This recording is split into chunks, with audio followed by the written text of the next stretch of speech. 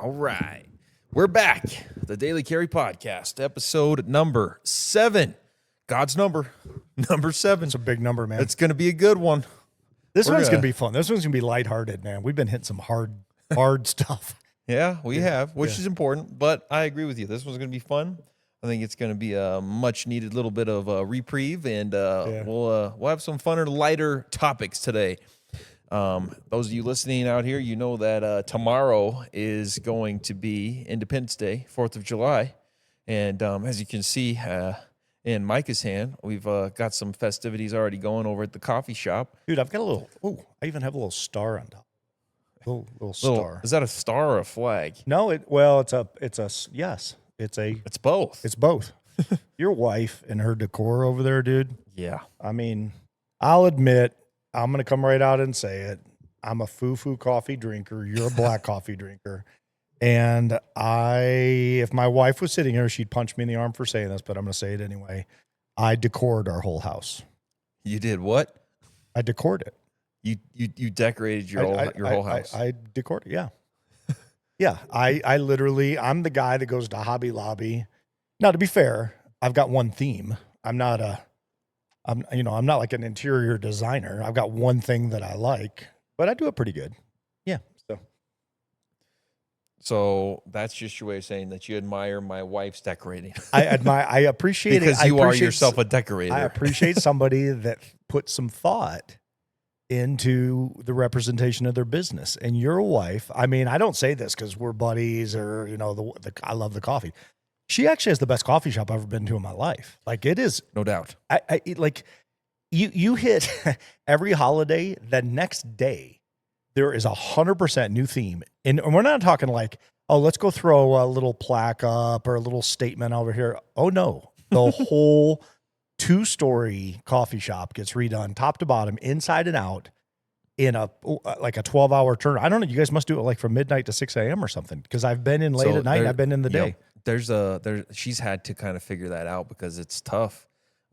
Because if she's up here, like just recently, she always tries to maybe get a couple of little things in, but just a couple of weekends ago, she was up trying to decorate a little bit, at least get a little bit done for 4th of July. Sure. And she just can't do it. Yeah. Because whenever she's up there, there's always something, whether it's a customer just asking to speak to the owner and they just want to talk to her, catch up with her, meet her, whatever it is, or whether it's just the girls are busy. The way that she's just programmed is, if I'm here, I'm going to help, I'm going to work. So she's pretty much figured out that usually it's got to be off hours. She gets up there and she decorates. It reminds me of that scene from Elf where he just camps out at the mall, and overnight everybody gets there and they're like, what just happened? That is literally her every single holiday. I believe it. I acknowledge it. And I will say this. As a guy who is married to, so when we started, Jane and I were like dirt poor. When I say poor, I mean, this is true story, 60-second story of my wife. Columbia, South Carolina.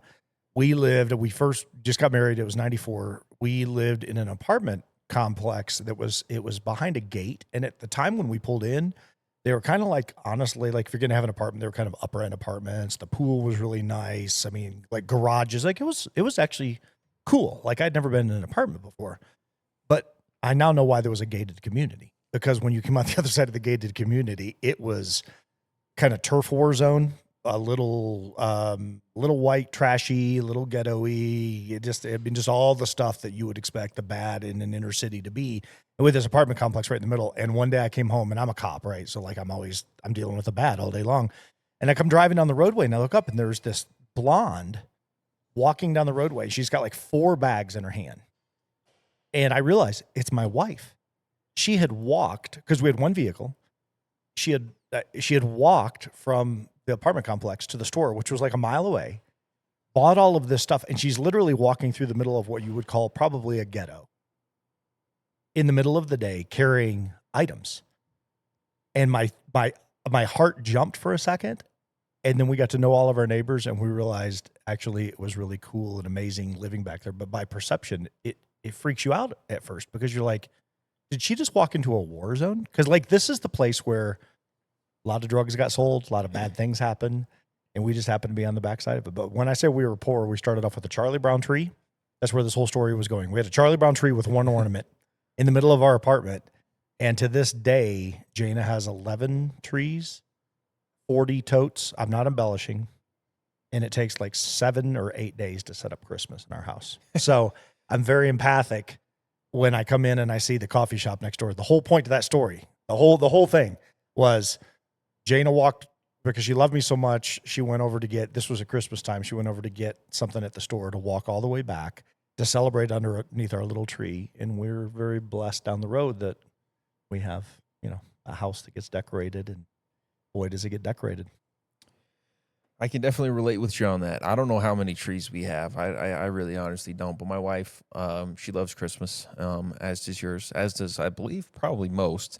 But we just recently moved to a new house, and we thankfully have a nice trailer that is just an enclosed trailer that we got, as you know, and it sits here in front of the building. Now, this was a perfect opportunity to kind of reclaim the garage space, right? Because here's the thing. My wife, even from the small coffee cabin, it's just been her thing. Like, her signature for the coffee shop is just to decorate it to the top. And she does. And she does so good with it. But with that, we've got just our house decorations, which are in the basement, and then her coffee shop decorations, which previously we just had ready to access and totally organized by different seasons just in the garage, which is, of course, is taking up pretty much the entire 2-car garage. Sure. When we finally moved all of the decorations to the trailer. So now we have the garage back, which is awesome. But no trailer. No trailer. No, the trailer's gone. The trailer is spoken for. But it's a 28-foot trailer, by the way. It is a 28-foot trailer, and it is it's 8 feet tall, 8 feet wide. It is a hoss. And that thing is now completely organized by season, just jam-packed with all of our decorations. And it sits right in front of the building, so it's much easier for her to be able to switch out without having to, take a couple trips back and forth to the house with whatever her stuff that she needs to flip the decorations would be. But that's just a fun little story that, yes, we've got a lot of decorations in our house. Now, thankfully, we've got it a little bit more sorted. Now we can just focus on the house being only storage for decorations for the house. And we've got a garage back, which is nice. I'm thankful for. Yeah. I'm thankful for. I don't even know how we went there. I got so stuck on envisioning my wife walking down the street with this beautiful gift to go underneath the Charlie Brown tree. Here's the thing we're going to have some fun with this episode today. We're going to talk about a handful of stuff that's all Independence Day and our country and the guns and the cars and all the stuff that we love. That we just want to have some fun today. But I want to adore my wife. I want to make sure I'm edifying your family. We both married way up. I think that would be a fair way to say it. So You don't say. I do say. I'm 31 years in. We're a little over a month away from our anniversary. And I can say right now, this is pure love. This ring I put on has never been off. Ever. I put it on 2 sizes too small. I went in for an MRI for a surgery once, and they said, we're going to have to cut it off. And I'm like, then we just won't have the surgery. So find a way to make it happen. So they wrapped my hand in lead and to keep me from, I guess, magnetizing to the machine or whatever they were going to do. But yeah, I've never taken this off. 31 years. True story. That's pretty crazy. I don't think there's very many people walking this planet that can say that. That is pretty extreme. It was by design. I was in it to win it. So no, I love my bride. Jane is amazing, and anybody that knows her would tell you that. So yeah. So let's have some fun with this episode. I think we're already having fun. And I think that what we've said so far has been pretty flattering. I'm going to get in trouble, actually. I'm trying really hard to make sure I say the right things. I don't want to get in trouble. I've been there and done that, as you know. But my wife is amazing. She does great. My wife is the farthest thing from overly critical. She is actually one of the most giving human beings you will ever meet. Sweet, kind, generous. She is very generous. Thoughtful. In fact, we had to have quite a few conversations about that because she is a very generous business owner as well. And I've had to have conversations with her telling her, listen, we're a business. We will absolutely do what we're supposed to do. We're going to put God first. We'll have ministry aspects, right? But we can't just give free stuff to everybody every day. So one day you're going to develop a nonprofit. Maybe. To pay for your for-profit that she keeps handing stuff away for? maybe. Yeah, I get it. But she's amazing. It No, all she comes out is. of a heart of absolute gold. She loves deep, and she's incredible. And all the girls that work for her will tell you absolute best boss in the Yeah. world. She handles them like a mom. Like Yeah. she's just so loving. She's But a good mom, not a helicopter mom. a good mom. Yeah. I mean, she has her helicopter moments, I'm sure. But Okay, Sarah, I did not say that. but even the helicopter moments are out of love. They are. Right. She's a great gal. She's yeah. I'm excited eventually to have our wives on the podcast. I think that's going to be an absolute blast of an episode. I think that you and I are going happens. to talk for about 2 minutes. You're not wrong. That's and probably we're what's just going to be gonna sitting happen. here just burying our heads. No, they'll be great. They play off each other. We had a lot of fun when we went to ATV. I know we shared that story, but we did have a lot of fun. Had a great dinner that night, and they click. They click well. It's nice. It's nice not only and this is, we've had a lot of deep subjects that we've talked about, a lot of world stuff, and we'll continue. I mean, we want to talk about everything. I think it's really important to talk about it. But I think we looked at each other today and said, man, we need a break. Even though this is only episode 7, it's kind of like, can we just go lighthearted for a minute? Because it's been some tougher stuff, some harder stuff, and the world is hard enough. So I think we'll have some fun with this today. But I do think that we both did pretty well in the Marriage Factory, and I'm grateful. I'm grateful to have you guys as friends, because there's a kinship between Jaina and Sarah that you can feel it, and that's important. I agree. They're amazing, and I think we can leave it at that for now. Yeah. Yeah. They're amazing. But love you, babe. Whenever you listen to this, just so you know, you're the absolute best in the absolute entire world, and universe, everything. Yeah. I told Jaina, you're my Glad to have you. favorite. She gets so mad. Yeah. You're my favorite, You're my Sarah. favorite. But on some of the funner, if that's a word. You can on be some of funner the- today. I did. Today is We'll be carefree. It doesn't funner. matter. We'll be funner today. We do have the Carry Your Cross Challenge coming up July Yep. 19th. That's Yep. coming up quick, and I'm very excited about that. But with that, here comes a new wave of enthusiasm and an opportunity, I really think, to kind of just keep on with the momentum of more and more events. And on that, the reason I'm bringing that up is because I'm sure that there's going to be some people getting out of town for 4th of July, as you should. I'm one of them. I'm actually flying to the great state of Alaska here. Yeah, I'm jealous. And that's where my wife's from. Anybody who does not know, my wife is from Alaska. Her family's still there, so we're going to Alaska for Sarah's mom's 80th birthday, which is on the 4th of July. Which is epic. So we're going to be there for a little while. We'll be back Tuesday, so just a little bit of a short trip. But bringing that up because really working hard on putting a intentional calendar together for the rest of this year, and then having it already laid out for next year for the gym, for the coffee shop, for the communities that kind of have synergy amongst themselves, and anybody who really just wants to be a part. It's not like it's exclusive just to the Rock Jiu-Jitsu team, but obviously that's the community that we most pull from because it's the ones that we're the most involved with. Right. And Carry Your Cross Challenge, I think, is going to be an incredible event. We do have open mat tomorrow, 4th of July. That will be at 9 a.m. Last year was fun. Had a pretty good amount of people there because a lot of gyms just close on big holidays. Mm-hmm. And I mean, there's holidays where obviously we'll close, but I think more importantly than that is whenever if there's ever a time where I feel like closing the gym, it's usually because I'm just trying to get out in the woods somewhere. Yeah, I get that. But here's the thing. There's plenty of people in the gym that also would, if they're not already doing that, they'd like to do that. Yeah. So I'm thinking that for Labor Day, which is not too far off, it's still good ways, but not too far off. I'm thinking for Labor Day, putting on the calendar a camping trip for the gym, the coffee shop, the communities that we hang out with. Just anybody who wants to go, no pressure, come or don't come, and we'll just go out in the woods. Maybe bring those roll up jiu-jitsu mats, have some fun out there. That'd be fun. And just get out in the woods, and just have some fun together. I think that events like that are, as you and I have spoken about in a little bit more depth. I think that's really important. I think that's just having some fun. Right. I think that brings us together in a good way, and I think that any way you look at it, it's a good thing.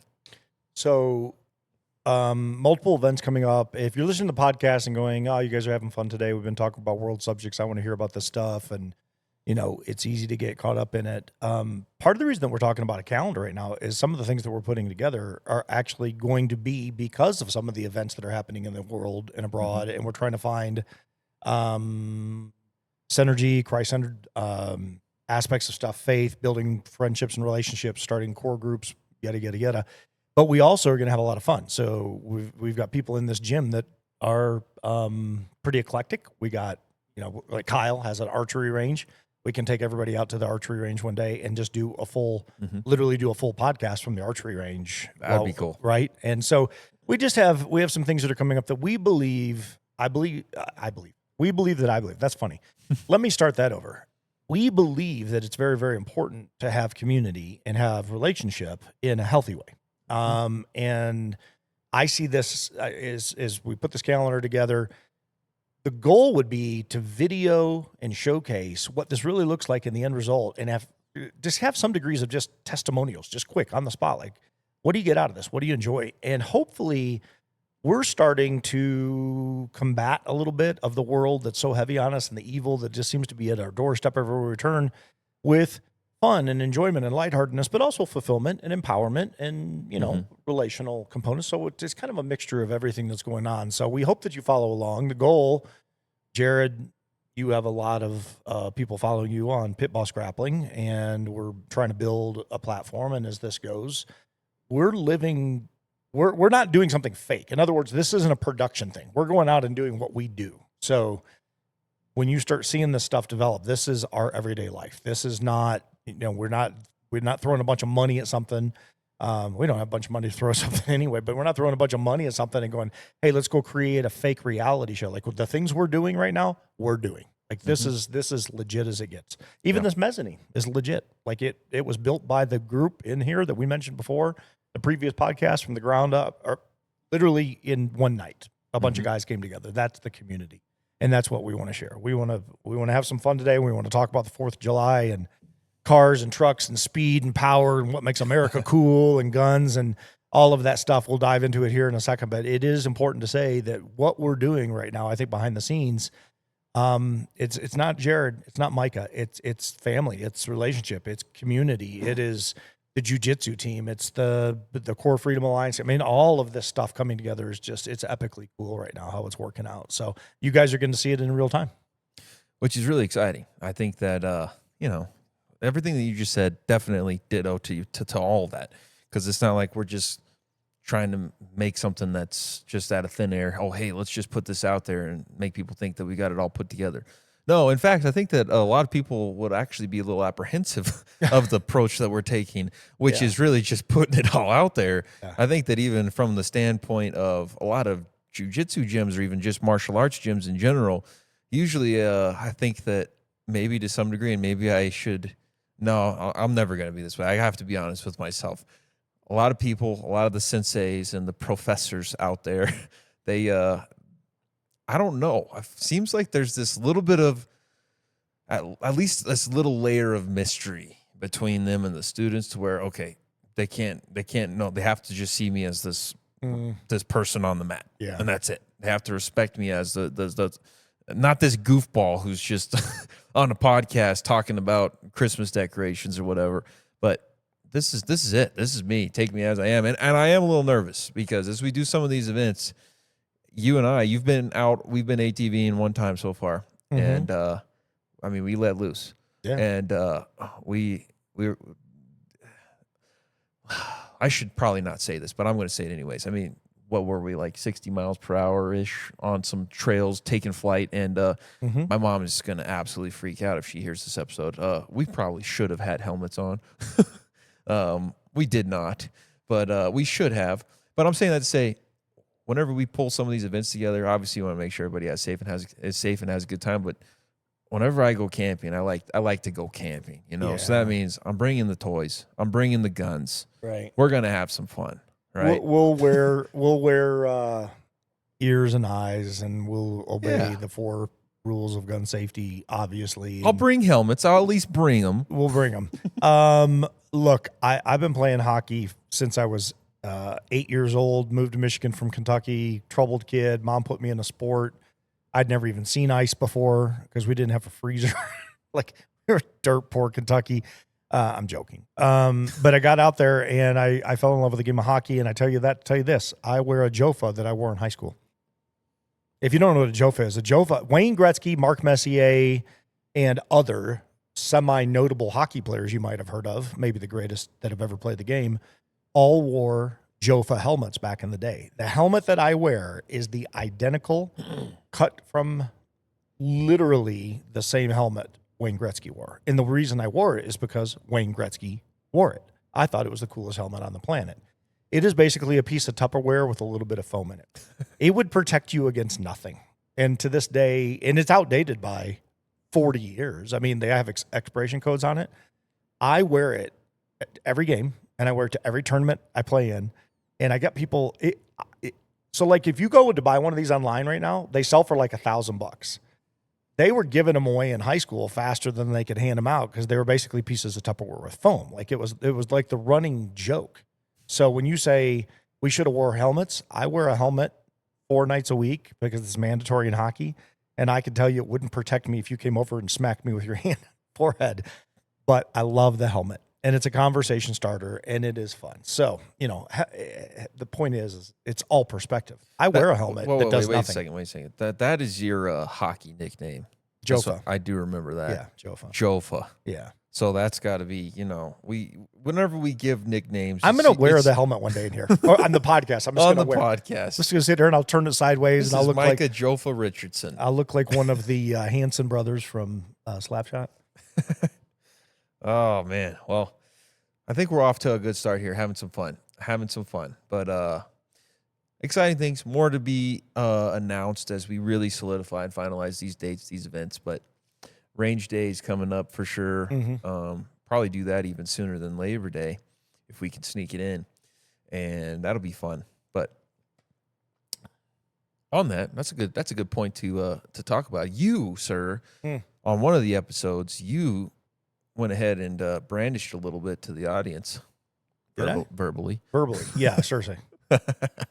Now, you mentioned that your preferred carry is a Springfield Hellcat. It is my EDC 90% of the time. And that would be if you're concealing, right? Concealing. Yeah. Oh, I'm a 1911 guy if I'm not concealing and I'm dorking around. I love steel. But I way more like polymer in the small of the back and a gun that fits and doesn't gouge into me. And something that is, you can take it apart without looking at it and put it back together if you get into a bad situation. And it's tried. I like the backstrap of it, honestly. I carried a Glock my whole career in law enforcement. Nothing against them. They're great, tried and true. Bury them in the mud. They still fire. They're like an AK-47 of Austrian guns. But at the end of the day, the backstrap on the Hellcat fits my hand better.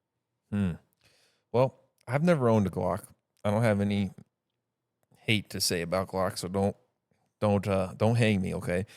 I've just never owned a Glock. My dad owns a Glock. My brother owns a Glock. I own several SIGs. Mm-hmm. And the first handgun that I purchased when I was of age was a P320. And I kind of just continued on the SIG train from there. Mm-hmm. And literally when they first came out, I got a P365. Mm-hmm. And that's still what I carry. It's pretty great every day. Yeah. Not the XL, not the macro, none of that. Just the regular one. Now I own the X macro. I like it. It's a nice gun.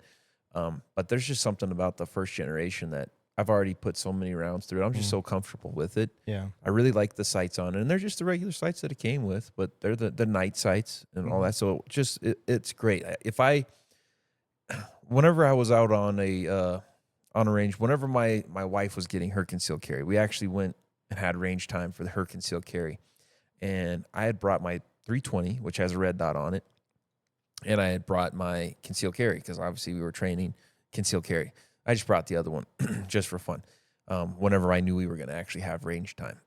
And I was shooting them back and forth. And this was kind of the first time that I had really done that. I had mostly, if I was going to shoot, I'd either bring the 320 or I'd bring the 365.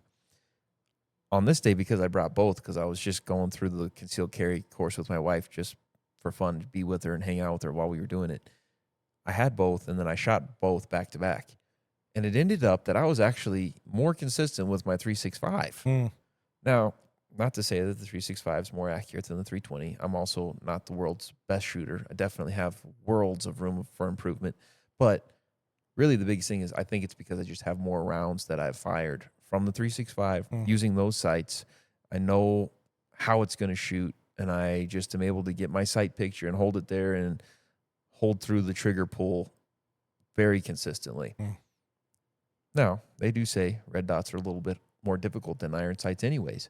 But if I just am shooting my 320, typically with the red dot on my 320, I can shoot really well.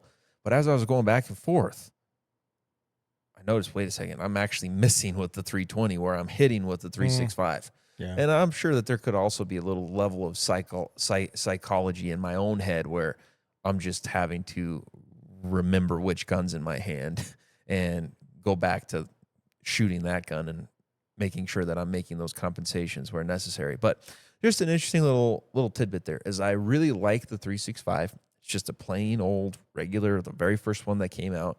And I like the way that it shoots. I like the capacity. I like 12+1. That's perfect for me. I like the X macro with it being 17+1. That's incredible. But whenever I shoot them back to back, I still just always keep coming back to the 365. I Yeah. just like it. I think so. There's a lot of people that might be listening, going, "What in the heck are you talking about?" So we'll go into the evolution of guns at some point, not today. But I watched a video where a guy went, I forget what he was shooting. I don't remember what he was shooting, but he went iron to tritium to RDS, and he went on the same gun. So back and forth, so he had three of them, all the same model, but three different sights. And he was explaining the difference in that and acquiring sight picture, and and he was definitely faster RDS, and a lot of people are. Once you train on it, I find that guys are just quicker on it. I still punch iron on all my handguns. I run RDS short range on CQB stuff on a rifle, but I actually run iron on my, tritium sights, but something I can see at night. But yeah, that's where I'm at. I get asked a lot. They're like, "Man, you've trained a lot of people and you've been all over." I'm actually pretty midline shooter, to be honest with you. There's a lot of guys. I train more on breathing and movement, because sight picture to me, if you're in at 25, if you're in a 10x10 or a 12x12 in a gunfight, and you can put it in that 10x10, 12x12 on the move in a firefight, which one in every 10,000 people have been through, unless they're military overseas in the box. The average citizen has never been in any of that stuff. So, I always encourage guys, go to the range. If you can work on draw, if the range allows you to do it, great. If you can, if you can do multiple shots and get a little bit of movement in, it's just hard to do on a lot of range. So, I try to get guys outdoors, and I really focus on breathing. I really focus on movement. I focus on concealment cover, tack versus, it just reloads all of it, and mouths, just anything that is going to happen in real world is what I focus on. I actually don't focus nearly as much on grouping as a lot of other guys do, because to me, you're going to find the grouping if all that other stuff works, but you're not going to find the grouping at all if you don't breathe, and if you're not in shape and you can't move, and there's just so many other factors that go with that. So we'll get out one day and we'll have a lot of fun with these guys. And but I definitely consider myself a midline grouping person, but I love running and gunning, like literally running and gunning, like a real fight or a real foot chase or real something. And a lot of that just obviously goes back into law enforcement. You're chasing somebody down the road, they jump out of the car, you jump out of the car, you might be in a 50-yard foot chase, you might be in a 4-mile foot chase, and finding sight picture after 4 miles. Sometimes you're lucky to find your gun, much less the sight picture. So I just love the CQB stuff. That's my favorite thing. I love living within inside of 50 feet. That's just my world. I love hand to hand. Again, I'm midline at it. I don't consider myself an expert at any of it, but I have a lot of fun with it. I love training. I love training the gals. They're usually way better students than the guys, to be honest.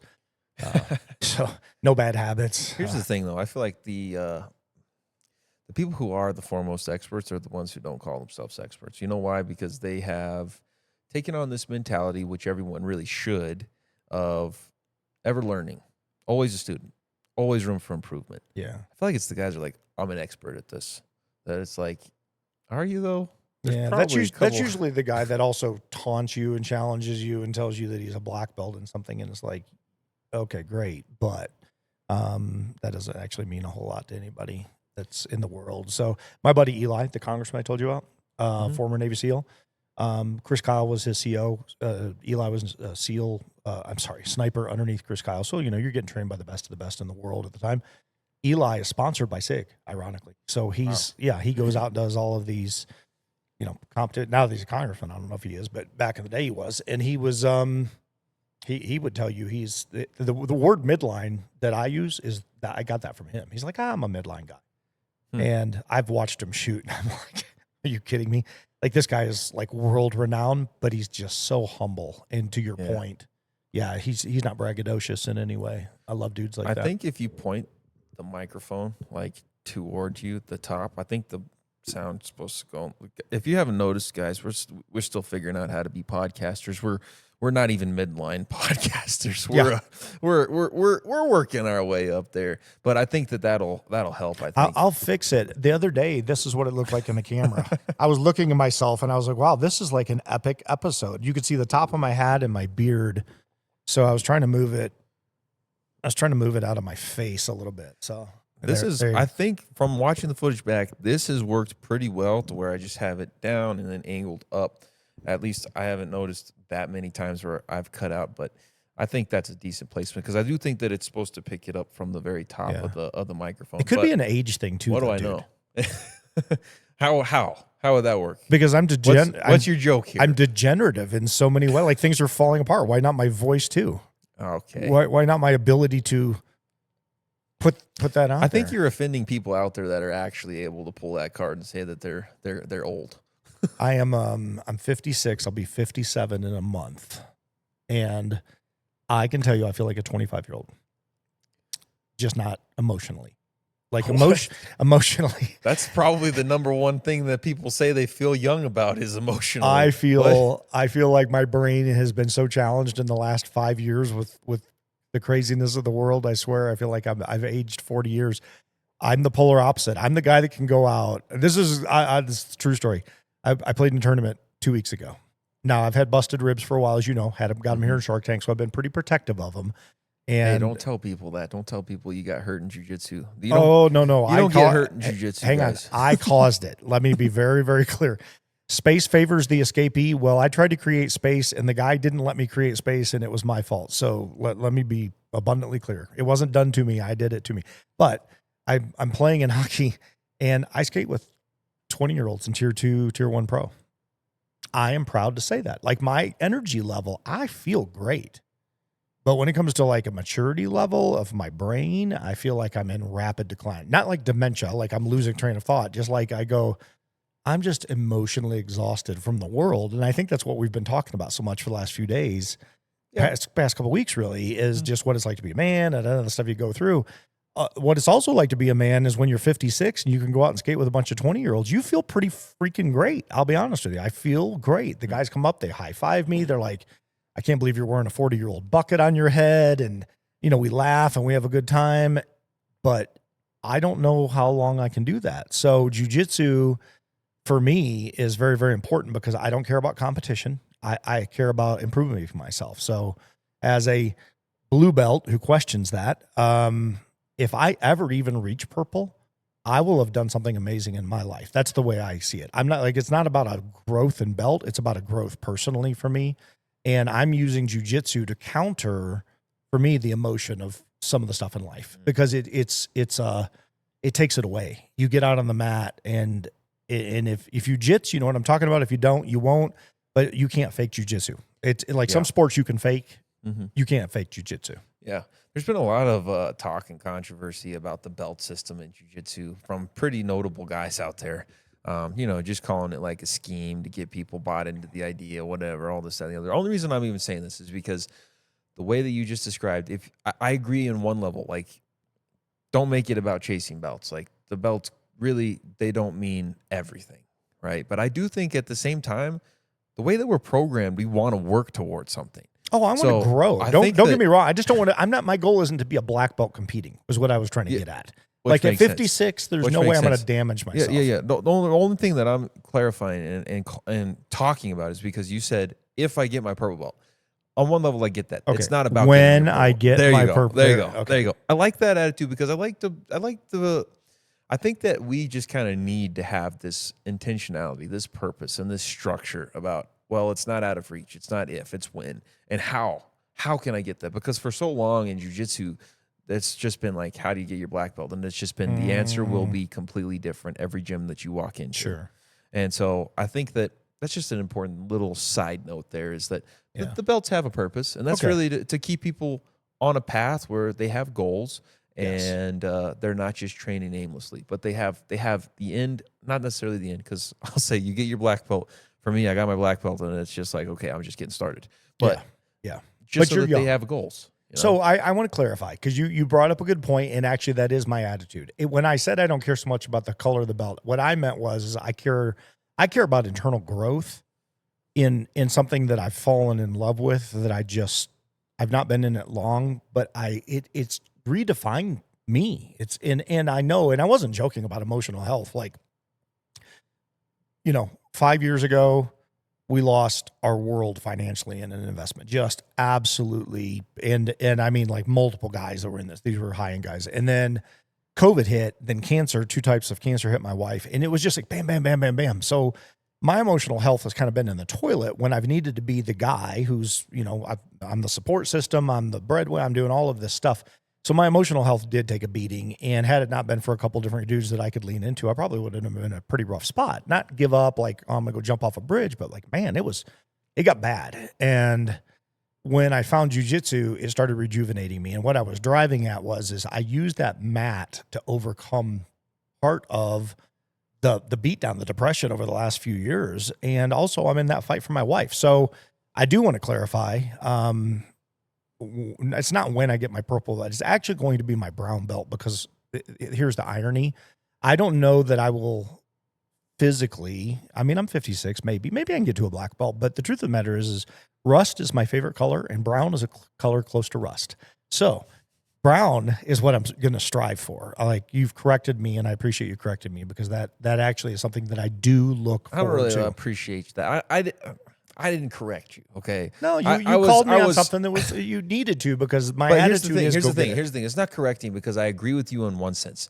I do think that there is a point to be made for both ways that you look at this. It's not about the belt.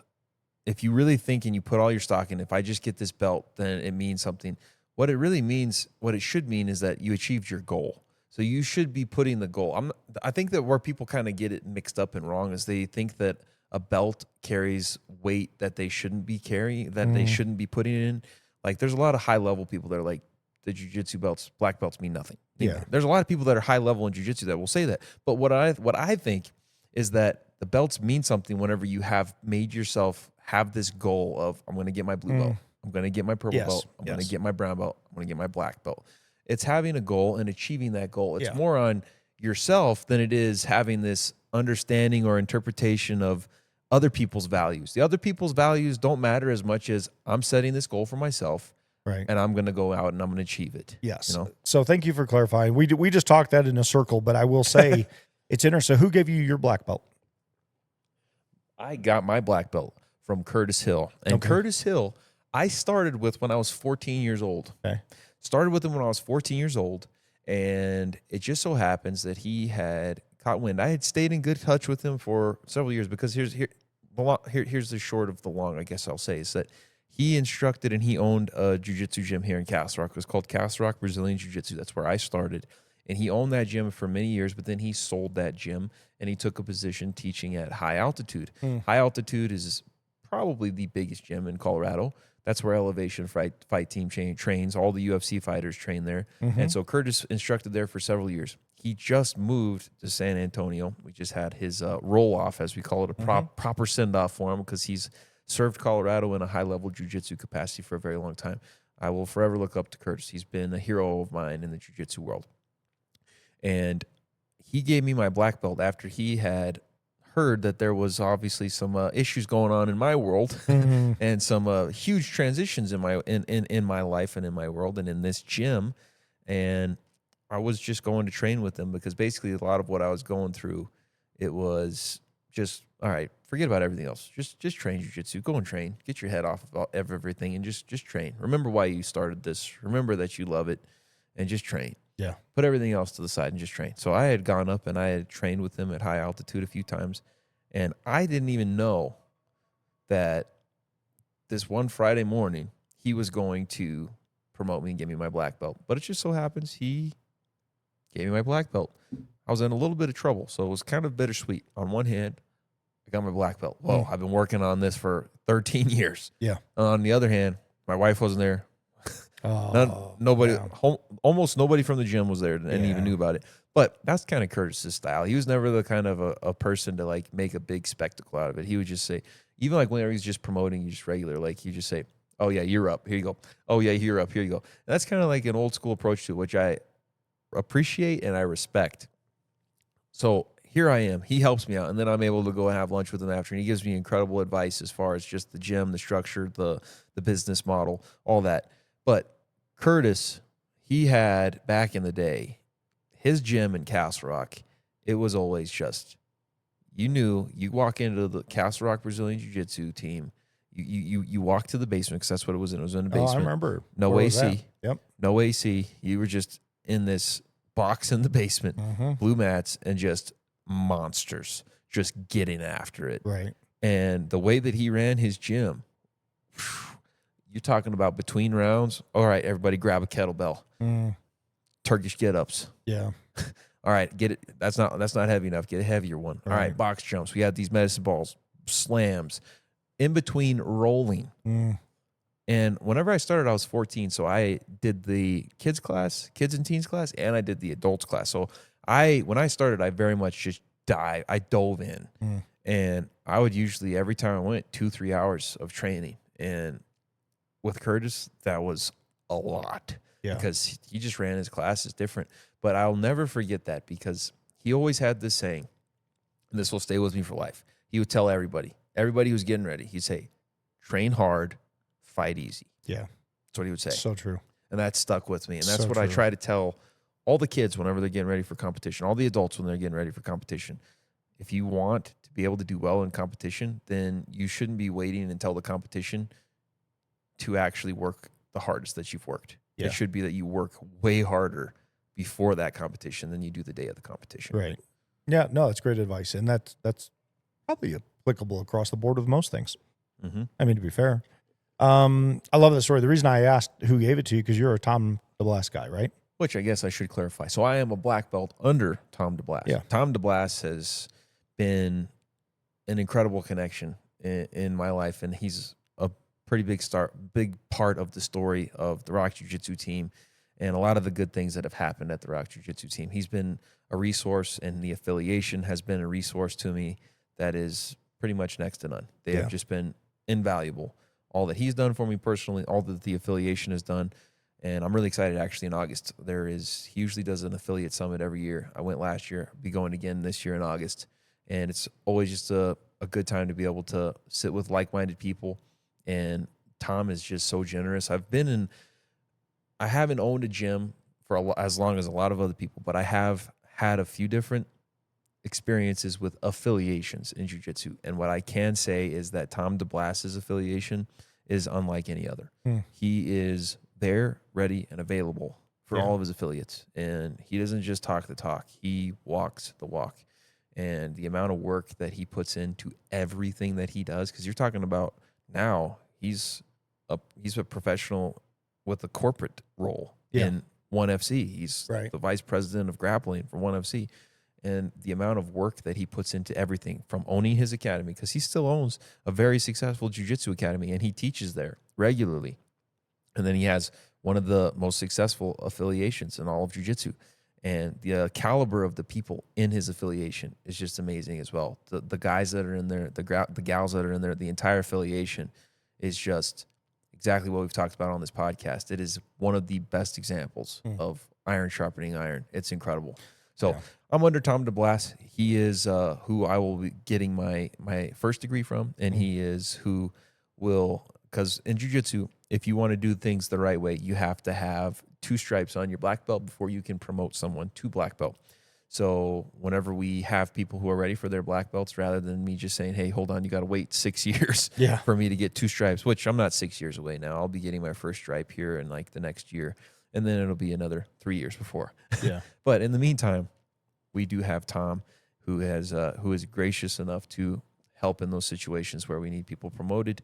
But we also do have a couple of guys in the gym who are 2 stripe. We've got Nick in the gym, and then we've also got Brian Sparrow in the gym. Yep. And they're 2 stripe. So we do have that way, but I will definitely remain loyal to Tom because he's been incredible. And I cannot say enough good things about being affiliated with him and really just becoming friends with him. He's been incredible and had a really important role in mentoring me and how to run this gym and how to just deal with a lot of things that I've had to deal with. So kudos to Tom, and thank you, sir. If this ever finds its way to you and you hear this, I want you to know that I am very thankful for everything that you've done for me, sir. Well, I brought him up because I've never met him, and he's hanging, pictures are hanging on the wall downstairs, you guys together, and you talk about him on a fairly regular basis, and you talk about him proudly. I follow him online, and the thing I appreciate about Tom is he's not afraid to speak out, but he does it in a way that it kind of calls BS on BS. He's not afraid to say, here's what would work in this situation. And I'm mostly referring to like street situations where you see cops get themselves into trouble and trying to arrest somebody, and had they had some experience or training. And he's right. I mean, I come from that world, and I can tell you, I did a ton of arrest control stuff, and I've done them. When I say I've done them all, that would be an arrogant statement, but I have been trained and certified in FBI and KOGA and PPCT and I mean, Krav, you name it. I've kind of been down that road, and they all have their benefit and they all have their deficiencies. The one thing that's hard for me is when I look backwards. Again, I'm 56, so I had my career, I've had my executive protection time, I've done my travels, I've done my stuff. I wish I had been doing jujitsu during that time frame. Like I hung out with Shane Pitts the other night, and if anybody knows the world, Shane Pitts' name is pretty high up there, and he's up there in a lot of different ways. So he's military, high-end military trained, law enforcement trained, multiple black belts in varied disciplines. I mean, this guy has been doing stuff literally his whole life, and he's legit. Like I've watched him compete. We're sitting down having a conversation. Tom's name came up in the gym. I mean, literally he was over there and he was helping some guys over here at the county, next county over, just some ground control stuff on arrest. And he said, hey, you guys should follow what Tom has to say online about this very thing that we're doing right now. So it was just cool. It's nice to just see a guy get honored for what he specializes in. So it's pretty cool that you've earned that black belt underneath, his tutelage, if you will. Yeah. Tom, and I'm honored to work under yours now. So Tom is widely regarded as one of the greatest coaches in jiu-jitsu. The greatest athlete in jiu-jitsu, Gordon Ryan. So Gary Tonin is Tom DeBlas's student.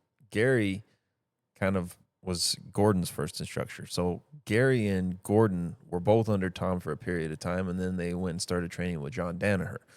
And Tom is the kind of person in the sport where he's just got pretty much everybody's respect. Yeah. Everybody respects him. Everybody is cool with him. He is widely respected and widely regarded as one of the best. Yeah. And the reason I say that is because that's like all areas, whether you're a jiu-jitsu person or whether you're law enforcement, all the way over to military. They literally will fly Tom out. They will pay him lots of money to put on seminars and instructionals, not just for jiu-jitsu guys, not just at jiu-jitsu gyms, but the actual government will do that. Sure. For law enforcement, for military, and for special forces. I know that he's gone and done several of those, which is pretty cool. That's definitely saying something whenever you reach that level of being that widely regarded and respected as knowing your stuff. I agree. And there's one issue that Tom talks about pretty often, and that is law enforcement should be training. Out of everybody out there, law enforcement should be at the top of the list, training jiu-jitsu every single day. And that is something that some people have done a decent job talking about, but it's still something that needs to be talked about more, because here's the thing. I know that not all departments do this, but I was just having this conversation actually with Kim on Saturday because Kim, she's a dispatcher. She's got a good relationship with all the guys in multiple counties here, and she's brought several of them to jujitsu. Mm-hmm. The problem is a lot of law enforcement, like they'll maybe train a little bit here and there, but then they just are almost never consistent. A lot of law enforcement, they just don't train jujitsu. But here's the thing. I think that there has to be this reason and this driver, this incentive beyond just, hey, you should train jujitsu. And I think some departments are starting to do that pretty well. I know that in Colorado Springs, they signed with some kind of a jujitsu gym for their department to train. And I think that that's happened in a couple of different instances in different jurisdictions and communities. But I know that there are several departments that actually, like, if you're working out, you go and lift weights, you're on the clock. Right. So you're getting paid for that time. Yeah. There's an incentive. I feel like that it's pretty important that if they're going to offer a compensation for just lifting weights, I would definitely argue that the benefit of a law enforcement officer training jiu-jitsu versus just lifting weights, I don't even think that it would be on the same realm. Right. Like jiu-jitsu is going to be way more beneficial in every area of their service than them just lifting weights. Well, emotionally, psychologically, and definitively physically. I said in episode 1, and I want to keep this stuff lighthearted. I want to have fun today. But you just hit a point that actually hits a nerve with me, because I've been saying this for years. Now, I've been a mixed martial artist literally my whole life. I just was late jiu-jitsu. So, jitsing now for me, it's a passion. But when we teach like the ladies self-defense classes we have, I'm combining like 5 different arts in dirty street fighting is really what we're teaching. We're teaching a little bit of martial arts combined with dirty street fighting, a whole lot of de-escalation, discernment, situational awareness, and blah, blah, blah, blah that goes with it. And that's why I think when the gals walk out, they go like, that is not at all why I expected. It's like, yeah, no, if you see these one-trick pony things or these 5-step programs, this is just my personal opinion, go the other direction. Please, just for your own benefit and your own safety. And that, sadly, is the cop world. That's where I was going with all that. They get trained in something that comes from a state-approved curriculum that they go do. And I think what you're seeing right now, widely spread, and I want to make this a different episode and not a conversation for this one, but they fall under P&P and SOPs that they have to operate within, as opposed to going out and bettering themselves. They fall back to what the department offers.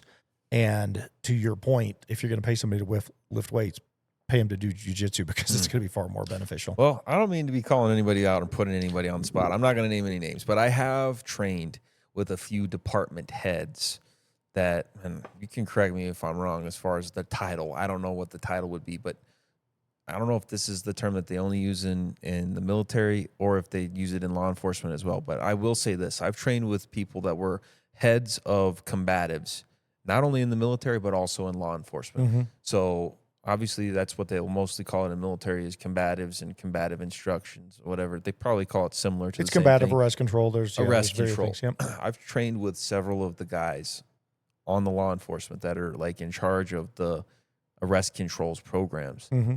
And I will say that every time that they train, they're like, man, I wish that we had more incentives for people to train, because they're just like, they have no idea. One of the guys that I have trained with, he's a good guy, and he's training now. But whenever he first came and started training, he's just opened up. He's like, dude, I know that I've got to get to a higher level. I'm teaching these other guys, and look at where I'm at. Like, I got to learn this stuff. Sure. And he's kept with it. There's some police officers that are doing a very good job of setting a good example. But the part that worries me is any of them that are still not training, and some of those combatives or arrest control instructors that still, they just have whatever was offered to them previous generation, and they're not training jiu-jitsu. They're not keeping up with it. Jiu-jitsu, I mean, you could say without a doubt, it's just like shooting. It's a perishable skill. Oh, yeah. You've got to be able to keep it sharp. And not only keep it sharp, but you should be training enough to where you get really good at what you do. Yeah. You should be able to pretty effectively control someone. And that's exactly what jiu-jitsu gives you the ability to do. Now, the Gracies came out with recently this new thing, and I don't know if you've seen it or not. Henner Gracie's, I really admire him. He's a good guy. He is he is an entrepreneur to his core. He is just, you probably saw him on Shark Tank. I don't know if you saw Yeah, the he's clip where seen he it. sells the quick flip hoodie or Mhm. whatever. So they recently have patented, I don't know if it's patented or trademarked, this new system that they have developed for law enforcement called the Safe Wrap system. Mm. And basically it's a 1 to 2 person system where you can safely wrap somebody up and then arrest them, Right. which is great. I think that absolutely it can work if trained. But Yeah. that is the piece that I think is still missing, is what goes wrong a lot of times with some of the things with the Gracie combatives, because they have their own program that's trademarked and they teach at their Gracie academies all over, is it's not supposed to just be trained once and you have it for the rest of your life. Yeah. And that's a little bit of like kind of what I think a lot of people approach it. Whether it was the Gracie's intention for that or not, I don't think that it is. I think the Gracies know. I think the Henner Gracie knows. They all know if you want to get good at this and you want to be formidable, then you need to train, and you need to train regularly and often. But with giving the certificates out, like I know that they've got like pink belt certificates, and they've like for lady self defense, and they've got different certificates for Gracie combatives. And I believe in studying and learning and all that, but at the end of all of that, you still have this very important element of continued education. Sure. Whenever, especially whenever it comes to something as in depth and involved as jujitsu, Yeah. it takes years to learn and get good at jujitsu. Yeah. It takes a long time, especially if you're only training a couple of times a day. Obviously, there's been the few exceptions that train 3-4 times every single day, and then they get really good and go win something notable within just a few years. But that is the outlier. Majority of the time, to get good at jiu-jitsu takes a long time. It takes a lot of work. And so the reason I'm even bringing that up is because I think that something that a lot of departments have potentially gotten a little bit wrong is they'll have this program and they're just like, here, check that off the list. As long as you know this, this, and this, you're good. You just need to know this. Well, knowing it, knowing how to demonstrate it is different than actually knowing how to do it against somebody who's resisting Mm-hmm. and throwing in other variables as well. Yeah. You know, just there's all kinds of scenarios that we could talk about. And I'm not necessarily wanting to get into the weeds on any of this stuff, but I'm just saying that I think that law enforcement should be training more. But there's got to be a solution. And I really do think that the compensation piece is probably where they should start looking. Because if you're going to be on the clock lifting weights and you're getting compensated for that, you should be on the clock getting paid for training jiu-jitsu if you're a law enforcement officer. I mean, we'll have another discussion for another day, but you're on to something that's important, and it's all too real for me. And there's a lot of stories that can go with it, but I want to table it only from the standpoint as I would love to get the sheriff on and have some of these conversations. And I think you'd be surprised at what you hear as to the whys and how it's happened. But I will say this, and then I'll just end with this. We are in unique times right now where everything is changing. And I think law enforcement you're going to see a lot of changes in law enforcement over the next few years. I genuinely believe that. I don't think this is going to be something that, let's just put it this way. If you don't see changes in law enforcement over the next few years, like notable changes, you won't see the America we once had. And that's the depth of the darkness I'll go to, and because I want to have fun in this episode. But we've got some serious changes to be. Well, hopefully those changes get made. Yeah. But yeah, I mean, there's a lot to talk about even in just that. But I think that there's at least what we can count on. What we have seen is that there is at least a couple of departments that are starting to make that change in the right direction, with some departments signing with jiu-jitsu academies or whatever it might be. I think that there's definitely a lot of awareness being brought to it. And I think that just jiu-jitsu becoming more popular is helping in that regard as well. Right. I mean, guys like Joe Rogan, Lex Friedman, having some of the biggest platforms out there talking about jiu-jitsu regularly, and then obviously having celebrities getting more involved in training jiu-jitsu, Right. and not only training but competing in jiu-jitsu. I think that there's a lot of attention being brought to it, and hopefully it can be a really good thing to get more attention on all the people who are the policymakers in law enforcement. Yeah. No, I agree. It is fun watching a little bit of Hollywood get involved now. You got a handful of guys that are starting to take this fairly serious, and a couple of them are doing like pretty legitimate tournaments. They're coming in under fake names. Have you seen any of that? Yeah. Where what's his name? I'm going to draw a blank on him. Tom Hardy. So Tom Hardy is a great example. He's a great example. Tom Hardy's actually good friends with Tom DeBlass. Yeah. So Tom Hardy I know that he had Tom DeBlass out for the Venom premiere, and they hang out. But Tom trains obviously in the UK, but the gym is pretty much just like loosely affiliated with Tom DeBlass. So that's a pretty cool connection there. But Tom Hardy, from what I've heard, is absolutely he's a beast. Legitimate. Yeah, Jiu-jitsu, I've watched. So he came in as a blue belt, and I'm not saying he destroyed everybody he got into, but he won every match that I watched. And he came in under the name, I believe it was Robert Hardy. He came under an alias, which is either his given name or it has something to do with his given name. I don't know if he took Tom as an actor, but I watched him roll, and he was rolling with some brown belts, and he absolutely was legit. So the other one who did that was Mark Zuckerberg. Yeah. Which is just wild to think about. Yeah. He's pretty bendy, actually. He's pretty limber. Have you Makes watched sense. him? I haven't. I don't think I watched his matches. I just think I saw some of the pictures. Yeah. But it makes sense because some of the best people in jiu-jitsu are exactly that body style. Yeah. You know, I mean, That's my son, by the way. I think Zachariah would dominate if he would. I'm just trying to get him into it. I know. It's like your wife. I don't know what to say. I mean, here's the thing. I've been working on my dad. I've been working on my brother for all the years that I've been training jiu-jitsu. So for some people, it's just not for them. Punch him in the face. This is what I said. Punch him in the face. Zachariah goes out and he plays hockey. And it was funny because he got into a little bit of a scrap a couple weeks ago. And this guy was just, it was boarding, and it was from behind. He hit him in the numbers. And, my son is a pacifist. He is like the most chill, relaxed. He got his black belt in Taekwondo at an early age. And it was mostly for discipline, and just it wasn't so much self-defense, but there's elements of it which are good. But Zach's never been in a fight in his life. He's 27 years old. He's never been in a fight in his life, which just astonishes me. And that's not true. He has been in one. I will tell you the story here in a minute. It wasn't a fight, but we'll get to it. Anyway, he's in hockey the other night, and this guy just boards him. He hits him in the numbers from behind. I mean, it's boarding, it's 4 minutes, it's bad juju.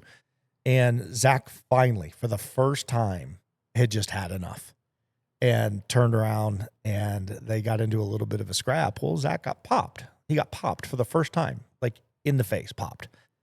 And it was great because I saw that look, and I'm like, oh, he's got an iron jaw. Like I've always wondered, like, is he going to have a glass jaw or an iron jaw?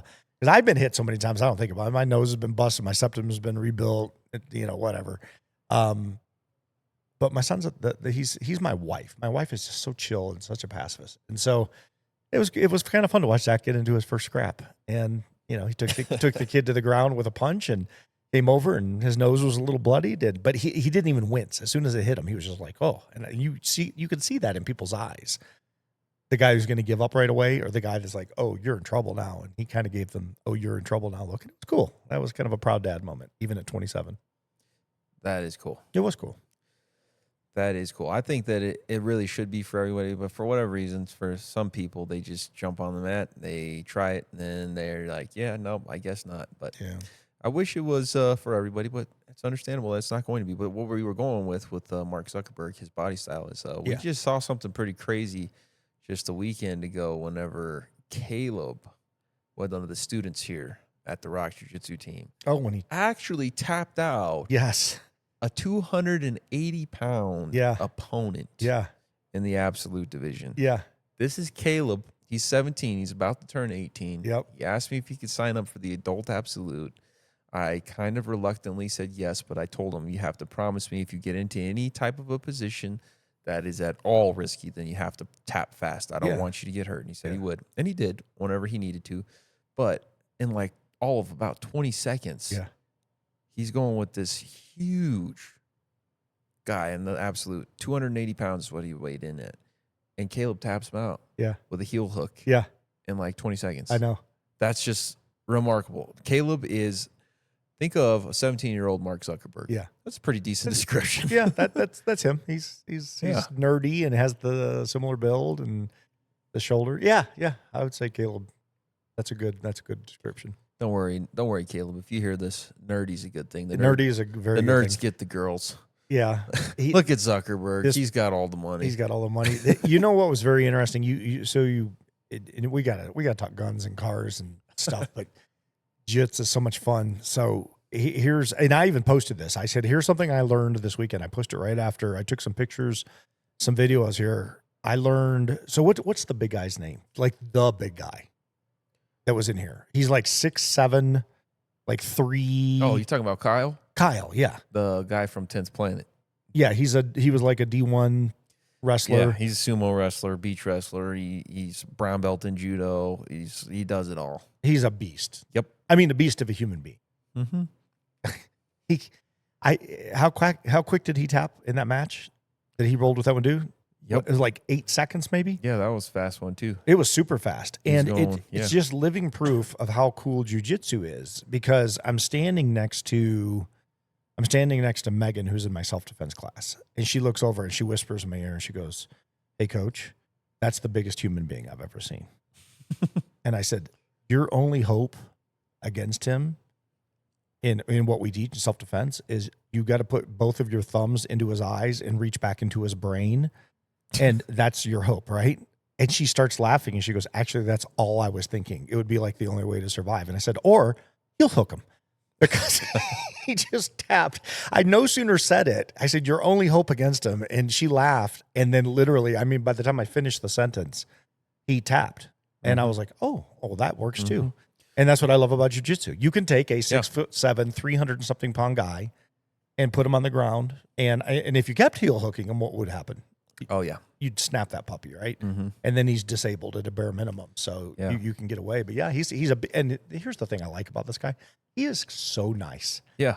He's got to be one The of other the cool part about jiu-jitsu is most of the people who do it usually end up being pretty cool. Oh, he's so cool. I mean, you look at him and you just think, oh my gosh, I would never want to see that guy Looks in a like a dark James alley. Bond villain. Oh, and then some. He's like 2 of them. He's so big, and he's crazy athletic too. Oh yeah. He's very agile. Mm-hmm. When I saw him go up on the walls when you rolled with him, because you hooked him too.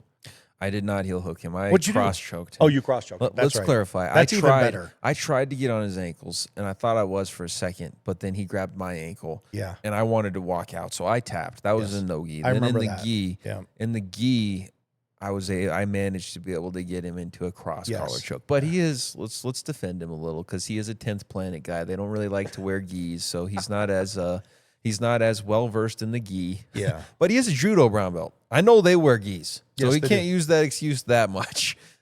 That was a fun match. I forgot that you cross collared him. That was and that's a lot to cross collar, dude. You got to have some pretty long arms just to cross collar a dude that big. That's not easy. Well, the cross collar, man, is, for me, we go way back. Our very first tournament, my very first tournament, I say our, like me and the cross collar choke right on him. We really are. It's one of my favorite chokes. But literally 2 weeks, if that, probably that week of my first tournament, I was 14 years old, did my first competition 2 months in, and we had just been drilling this baseball bat variation of the cross collar choke from close guard. So I'm 14. I signed up for the 14-year-old division. I was supposed to be going with other 13, 14-year-olds. First guy has a full-grown beard. My mom was like about to have a panic attack. It was like, what is happening right now? This is like full-blown adults. Oh, had to merge divisions? Oh, okay, whatever. This guy judo throws me over his shoulder, and I just, bam, land hard. But as soon as I land, I push him back into my close guard, get him into close guard, hand on the collar, other hand, thumbs in, throw it over his neck, cross collar choke, tapped him out. And I was like, whoa. It works. We just learned this week. Yeah. And it worked. Yeah. And like everybody watching, it's this so new to my parents and my brother and everybody who's there watching, cheering me on. They're like, he won? What just happened? Wait, he won? Well, the crazy thing is it's hard to see if you don't know what you're looking for. You don't realize what's happening because it just looks, you just got a hold of somebody's gi. Right? Yeah. I mean, so in Ishinryu, that's what I've literally studied my whole life. We have a version of that. And so in jits, well, you reach up and you grab and you close the elbows in. Well, Ishinryu, you actually pull out, drop down, and pull out again because you're getting ready to toss them. You're literally getting ready to take them over your leg while you have a cross collar on, and you bring them to the ground that way. So there's even Aikido does a little bit of that, but it's actually very effective. So the first time I got out here, on the mat with Nancy, who, she teaches self-defense with me. She's a retired pediatrician. She's 5'4", 110 pounds. You think very unassuming. She's incredibly technical, and she's an amazing brown belt, right? I mean, she's heading towards her black belt at 57. So I aspire to be Nancy, but she comes out here, and when she did her first cross collar on me, I was like, what the heck was that? Because I'd only done Ishinru. I'd never experienced that before. So I was on the receiving end of the very thing you did to somebody else. And I was like, wow, that was incredibly effective. Can you show me that? And so now I've kind of fallen in love with both of them. The Ishinru one comes naturally to me, but I see the effectiveness now in a jits cross collar. It's very cool. Yeah, that's all good stuff, man. But let's be honest, if the other guy has a gun, it doesn't matter how much jiu-jitsu you know usually. So that's why we're talking about the daily carry. Right? We're going to de-escalate if we can, obviously. But, man, back to guns, because you said 1911. And as soon as you said 1911 earlier, man, that is one of the coolest guns that I have. I've got a Nighthawk President 1911 that my wife bought for me as a gift. And she had it totally custom. She sent it back because the whole thing with Nighthawk is one gun, one gunsmith. And so she sent it back to them to have everything, all the hardware, the safety, the mag release, all that stuff to match the nitrate on the barrel, which was gold. So it's pretty cool. And then she also got the mammoth ivory grips that they sell, which are obviously, of course, illegal in California. That's a very pretty gun too. Oh, but it is just, it's fun to look at, but it's fun to shoot. Yeah. As fun as it is to look at, it's fun to shoot. Yeah. And that's the only 1911 that I own. Well, my wife owns one. I actually bought hers first. So it was basically a reciprocal gift because I bought her a Nighthawk Lady Hawk. Lady Hawk, yeah. And those are, she got the one that has the jade grips, and she's got the rose gold nitrate on all of her componentry. And her guns, it was really cool. It's a very nice gun, and as fun as that one is to look at, it's fun to shoot as well. Yeah. And so she turned around after I had got that, and she bought me one to kind of loosely match. So they do look really cool sitting next to each other. It's like, whoa, those are pretty complementary. They're good looking guns for sure. But that's just to say, I would have to agree with you. 1911, something about it. Absolutely love that gun. That gun it just feels like almost fail proof. You know, it's just the weight of it in your hand, knowing that it's all steel. You're just carrying what feels like a piece of history. Even though obviously it's newer, it's all jazzed up. It's got all the fancy colors and grips and all that. Yeah. Just they're great guns, I think. I think they that are. 1911s are awesome, man. We've talked about guns quite a bit though. How about some bladery? We haven't talked about knives at all. Yeah. So I'm the guy that's going to get mocked on the daily carry for my daily carry, but I carry two. Trying to get rid of that. I carry two blades on me pretty much all the time. One I carry around my neck. I always have. I think it's the greatest self-defense tool for a woman that you could buy outside of your brain and your discernment. I mean, that is just, it's the simplest go-to knife that I have for legitimate self-defense. And then I carry one horizontal mount on my belt up front. And that's my go-to every day. Like if I'm opening a box or I want to unscrew something or I need to defend myself. I've trained with it for so long. I do carry a little bit small in the back. I carry that one right there, small in the back on occasion. But I don't. Yeah, I'm. For those of you just listening and not watching the video, there's a knife in between our Bibles on the coffee table in front of us, and that's what he pointed out whenever he said, "I carry that one." So I will readjust. So for me. This looks big and mean. That is and a pretty cool looking blade. Toothy. If you're only listening right now, you're really missing out because that is as nice as I just described my 1911. That's a pretty nice looking blade right there. That's almost Liver King gold knife status right there. You seen the gold knife he carries around? That guy has lost his mind. I got this off of Etsy. I'm not gonna lie. This is something I bought because I thought it looked cool. And I just wanted something to hang up on. I got a safe at home, and I got 2 or 3 knives up there, and I just wanted something I thought would be cool up there. My daily stuff I use all the time. I actually fell in love with carrying this knife. The handle it's just perfect. The tang is perfect. The weight, I mean, it is the center back. Everything about this knife I love. It's a little beefy for daily carry, but if you're carrying it truly across the small of your back, t-shirt over the top, you'd never even know it's there. But for me, part of the issue is I like to carry my Hellcat in the small of my back, so I can't do both at the same time. So I've noticed most of what you would carry, you're pretty much all fixed blade. yeah, yeah. All fixed I blade. don't have. I think I have one. I have one little pop blade. But that's it. Yeah, I don't have it. Everything I have is fixed blade. I've got a couple. I mean, I love knives. I probably have a problem, to be honest. I really do. I love knives, and I've got several. What I carry, I mean, if you don't count the one that's on my keychain, because I do have a Gerber dime, I believe is what it is, and that's just a multi-tool for your Sure, keychain, sure. and that thing is awesome. And Yeah. I use that thing almost every day because it just has everything I on it. actually like Gerber products. Oh yeah, me too. I do. 100%. I mean, I've never really had a problem. With Whenever them. you need something and They work. the that one that I have is just, it's got almost everything that you would need in a pinch. Mm. And I've got a bigger one than that one, but that one is the one that's just small enough to easily carry on the keychain. And I mean, it's got scissors. So listen to this. It's literally got scissors, and it's got pliers, Mm-hmm. and it has serrated blade, regular blade, and then it has, can opener, So it's like a Leatherman. has screwdriver, has a flat screwdriver and a Phillips screwdriver, and it's pretty much tiny. It's pretty much it's smaller than what a key fob would be. Yeah, I keep one of those in my door pocket, so I have something like that in case I don't carry it in my person, but it's like I keep one of those in my truck too. I keep a bigger one. I actually have a Swiss Army knife from Switzerland that my dad brought me from Switzerland. That's cool. It's one of the ones that's nicer. It looks it's a little bit bedazzled or whatever.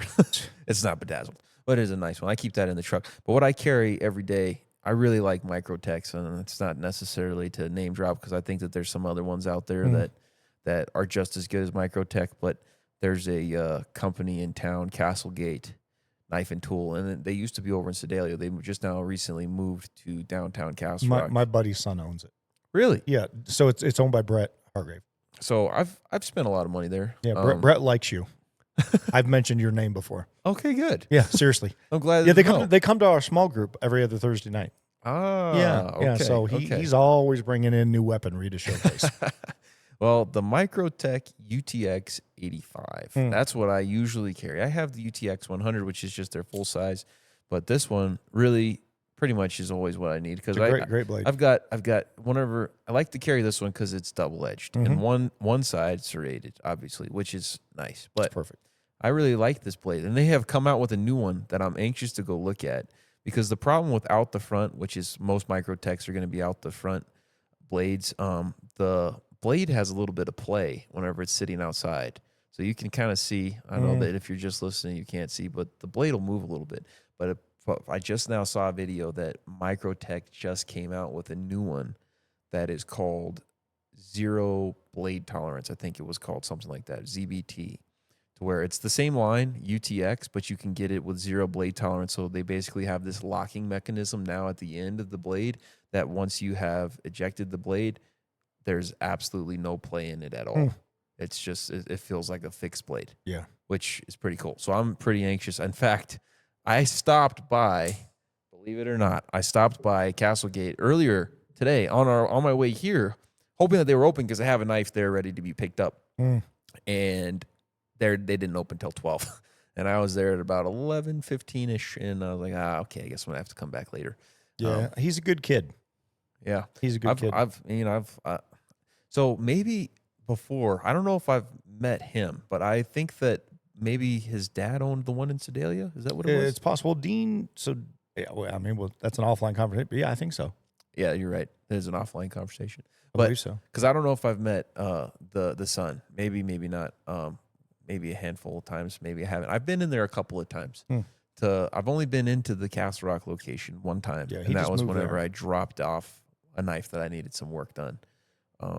But yeah, I started going there, and they are a Microtech dealer, which is cool because you have to find an actual dealer for Microtechs, which is one of one of the issues. It's not the easiest knife to get. You know, you got to find somebody, and then they make it pretty hard to work on them too with their specialized, you know, screwdriver to have to be able to open it up and clean it up and all that. But it's not that hard if you really want to do it. You can get the tool, you know, on Amazon if you want to just do it yourself.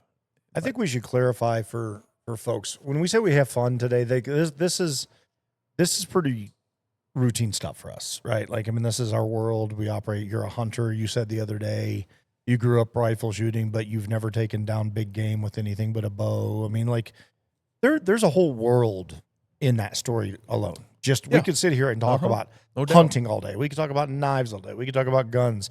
We're not just dudes that just thrive on like this cool stuff. I mean, and we have lives, we have wives, we have things that we do. But when you start getting into this realm, there's so much behind these things. When I'm doing self-defense for the gals, the one thing that I will say, no matter what, is you see a knife come out, create space. Like this would be important for people to understand. You do not want to be in a knife fight with anybody. I don't care how tactical you think you are. Oh yeah. Barehanded, how good you think you are. A bad knife fighter is going to hurt you. Chances are they're going to hurt you. Worse, man. I mean, there's a video on YouTube of not even like a bad knife fighter, just a guy there simulating this knife fight, and they have multiple martial artists, and they have in this group of people, one of the guys is supposed to be some kind of like knife specialist. Not to take anything away from him or discredit it. Sure, okay, practice and try to be good. I'm sure he's actually probably pretty good. But they have these rash guards or whatever, if I remember correctly, that have like the organs on them printed. And then the guy who's simulating the knife attacker just has a marker that is like a highlighter, and then they can see it under a black light. Right. Every single martial artist died. Yeah. All of them. Yeah. In every scenario. Not one of them survived. Right. That's just to tell you. Knives are way dangerous. You don't want to be in a knife fight in any situation. Yeah. I don't know how many times I've said it. I'm sure it's got 3 zeros following it at this point in time. I would rather be facing a gun any day of the week that ends in day than a guy coming at me with a knife. And I'm pretty comfortable with knives, and I'm pretty comfortable with taking people to the ground. I would much rather face a dude with a gun. Did you stick around for the JWI Open, or you were already gone, I think, whenever we got to the JWI Oh, you're talking about Open? Saturday? Oh, no. I had to leave in the morning. So I tried this new concept. I haven't put the video out yet, but I've been thinking about for the JWI rule set to have some extra flavor for anybody who like gets on like a winning or a killing streak, like maybe 5-0. Okay, well, we got to throw a curveball at them. I'm still figuring out like when this will be implemented, but there's an idea that I've had that I think we'll call the gauntlet. That's what I told everybody, that we did like a test shooting of it on Saturday. Okay. And the idea is a black belt has to go against every single belt in 5 minutes. It's perfect because there's 5 belts, 5 minutes. Yeah. So you start with a white belt. After 60 seconds, a blue belt comes in. If you haven't tapped out or submitted the white belt, then it's 2-on-1. So it motivates you to work quickly. That's exciting. So we ran that. Who do you think ran that when I say we ran that? I jumped in there in my X suit. Yeah. Because, of course, I was wearing my X suit, reffing most of the day. And I had a lineup from just the people who were there already ready competing that day. And so we had it ready to go. Caleb was my white belt. Junior, Matt's kid, he was my blue belt. And then Elijah was here. He was my purple belt. And then Chris jumped in as my brown belt, and then the other Chris jumped in as the black belt. Gotcha. And so the other rules that we said, because obviously the JWI, we incorporate the weapons for the overtime. And so I hadn't really had anything super planned out or mapped. I just told Chris and Kim at 2 minutes and 30 seconds, that's whenever the first weapon will enter.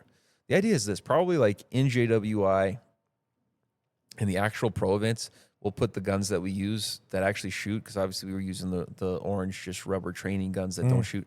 But we would put it in with 1 round. That way, okay, the gun stays in there, but it's already been shot and it's just in slide lock. And then every minute after that, they put a magazine in with 1 round. And that's how the weapons are incorporated. But then at 4 minutes and 30 seconds is whenever they would put the knife in. Yeah. So I tried to loosely communicate that to them. They didn't quite get that. But at the same time, we weren't really using the weapons that could actually shoot and be cycled and magazine swapped out. So I could understand where they were just like, okay, let's just wing this thing. So at 2 minutes and 30 seconds, they put in a knife. Wait a second. No, they put in a gun. So I was able to get to the gun. It was either a gun or a knife. I don't remember. I have to watch the video back over. I am still a little blurry headed about this entire thing because let me tell you, I have not been that tired ever. I bet. 5 opponents in 5 minutes. Yeah. And how many did you have to face at one time? Just one, or did you eventually? No, just one. I made good sure that I wasn't going to have anybody doubling up on me. But it took a lot of work to make sure that didn't happen. And if it wasn't for the weapons, I would have definitely ended up having more than one. But I'm saying that because there was this scenario. I won my first knife fight where in the middle of this, they decided to put both the knife and the gun in the arena on separate sides. So my opponent went for the knife. I rolled to the gun. Yes. Well, that's easier to win. Way easier to win. Yeah. You want to bring a gun if you're in a knife fight. Right? Well, at distance. Let's at distance. That's one thing I love about Hollywood. The guy pulls the gun and he always walks towards the bad guy talking to him. And in real life, that is the single worst. You have something that fires a projectile at 2,800 feet per second, not 1,800 feet per second. Why in the world would you close distance? So I love teaching that stuff. I love teaching. So that's exciting. It's fun to hear that you're looking at a new way to do that. By the way, if you've never seen it, go find Jared Heyman and go under JWI and look up the events, especially Pit Boss Grappling. It's just amazing. On YouTube. Just amazing. Yeah. So it's got a huge following. I mean, you gotten some millions of views, right? We've got a couple of videos that have gone and got a couple million. Yeah. We're getting there. In the grand scheme of things, we're still pretty small, but we're getting there. Yeah. And I'm excited to see where it goes because honestly, we're having so much fun with it. You know, it's fun. It's something that is, I feel like, just so new, and it's honestly, it seems kind of fresh. Like there's definitely going to be haters. There's haters in anything, but I think the overwhelming majority of people in the jiu-jitsu world are pretty excited to welcome Pit Boss Grappling and JWI and kind of this new take on what we can do and how we can entertain with the sport more, you know, because the biggest disconnect has just been jiu-jitsu is hard for people to watch if they don't know jiu-jitsu. Yeah. But it's pretty easy to watch guys fighting in suits and fighting over guns and knives. Like that's just like watching an action movie, you know. We just need to get library books now. I mean, if we're gonna do JWI, it's got to be an inch and a quarter thick. You know? Just a library book and standard then just 7x9. Hold their head right over the pit wall and just. All right, we're getting a little gruesome here. That might not be for all the listeners. I don't know. We're having fun. It was cool in the movie. Have you seen Ballerina yet? By the way. Oh, have I seen Ballerina? I've not made this, so don't ruin it for me. I won't ruin it for you. But here's what's so cool. Okay, now that we've got the JWI thing going and we're really going after that theme, so Wick is Pain is the documentary that came out of John Wick and how they made it, and that came out just a couple weeks before they released Ballerina. So I was able to watch that, and my wife's in the kitchen while I'm watching that. And she's just into this now too because. First of all, she likes the John Wick movies, which is awesome. Like that's kind of a little bit more rare to find a lady who's interested. But I'm able to now kind of almost loosely say, "Oh, I'm studying. This is work. I'm working." Because whenever I'm watching it, not wildly entertaining. I enjoy watching John Wick. It is arguably one of the better movies, one of the best action movies of recent time, for sure, hands down. And most people will agree with that. But now whenever I watch it, it's like I'm analyzing it at all these different angles. Yeah. And the documentary just puts so much into perspective. That's just some details that are so cool that I had no idea about. The director of John Wick, black belt in jiu-jitsu. I didn't even know that. John Wick, first movie that he ever directed. The way that he met Keanu, he was a stunt double on The Matrix. Yeah. But he's a jiu-jitsu guy through and through. And that's why I think we see so much of what we see in John Wick is what they would call like gun fu. It's up close encounters where they're really using jiu-jitsu and gunfighting, knife fighting with jiu-jitsu. That's so cool. And that's why I think Pit Boss and JWI and the ideas that we've had, and I think that's why it's done so well, is because there's absolutely an audience out there. It's been received so well. People were ready for something more than just, you know, some of the more traditional kind of almost corny Hollywood, less realistic fight scenes, you know, where they're not even keeping track of the magazine count, and it's all just basically the exact same thing. It's not really done in a real way. Sure. Jiu-jitsu, one of the realest things in the world. It's undeniable. UFC, you just go look it up. Jiu-jitsu is the most effective martial art, especially if you're talking one-on-one. Sure. Bringing jiu-jitsu to the world of action movies, the way that they have in the John Wick movies, is incredible. Oh, it's unprecedented. It's amazing. But that's all to have a long-winded explanation for saying, yes, I've seen Ballerina, and I would encourage you not to just watch Ballerina, but also Wick is Pain. It's amazing to see how much they went through for John Wick, the first movie to even come out. Yeah. Their story of all of the setbacks that they had, but how they overcame them is incredible.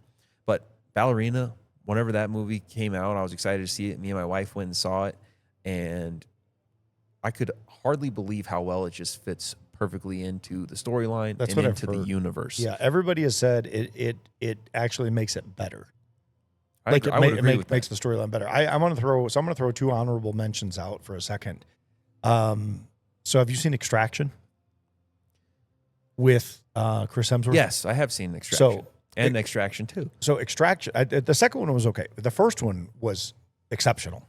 I mean, like on every level, from a tactics standpoint and the hand-to-hand, it really doesn't get a whole lot better than that. Like, I mean, if you look at the backstory on that and how that all came together, amazing. Ratchet that up a notch was Charlize Theron, however you say her last name. Have you ever seen Atomic Blonde? I don't think I've seen that, no. You got to watch Atomic Blonde.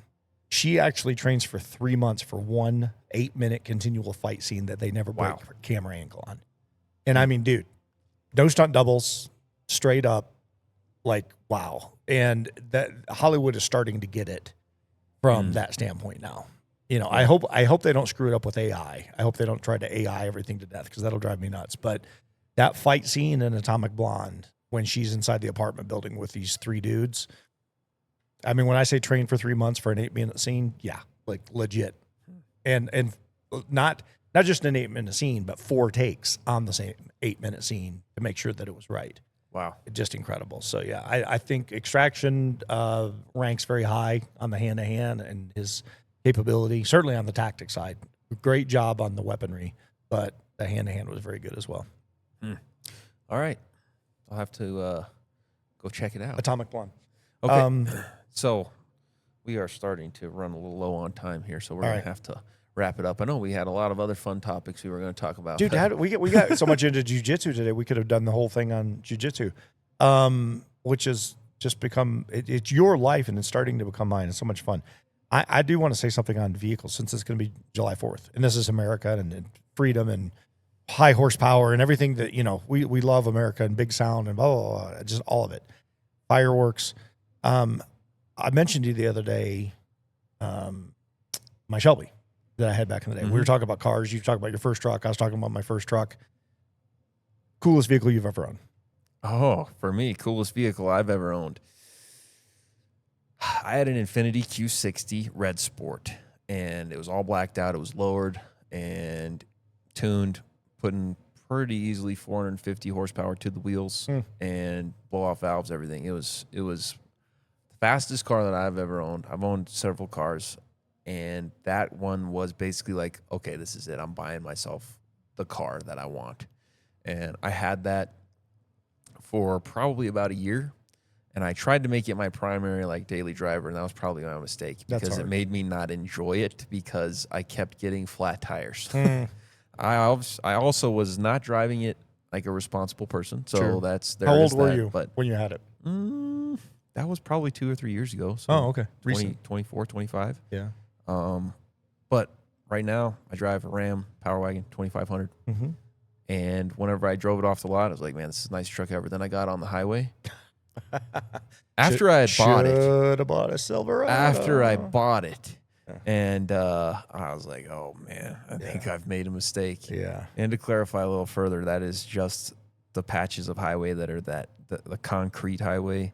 Whatever it is, it's like they poured in 12-foot sections. That's why. Exactly. So it's the exact pretty much wheelbase as the Power Wagon. So it bounces. And, oh, man, it's horrible. Other than that, it's a 2021. I bought it new, and I really did get a good deal on it, so I won't complain too much because I bought it for brand new, what they were going for used and negotiated running boards and 35-inch tires, electric running boards. Like, Mm-hmm. I won't complain too much. I got a good deal on it, but I've kept it this long. It's been a pretty good truck. I've only got like 60,000 miles on it. I think my plan is to keep it and kind of just jazz it up a little bit. I think I'm going to go to 37s, and I think that I don't know. I may get it wrapped. I may not. I may get it wrapped with the Rocks Jiu-Jitsu team and That'd be cool. everything else. We'll see.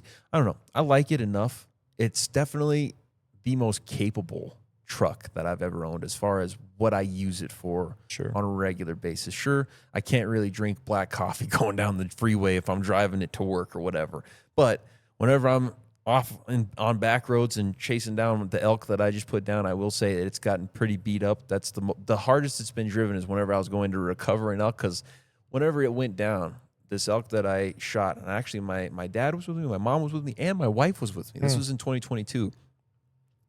And I knew, okay, it's just right below this fire road. And so I knew exactly where it was. So we're just driving down a couple of these different fire roads until we finally find it. But you're talking about some of the just absolute worst terrain ever with just where they've been actually logging and doing deforestation, where you just got tree trunks and branches and everything just laying everywhere.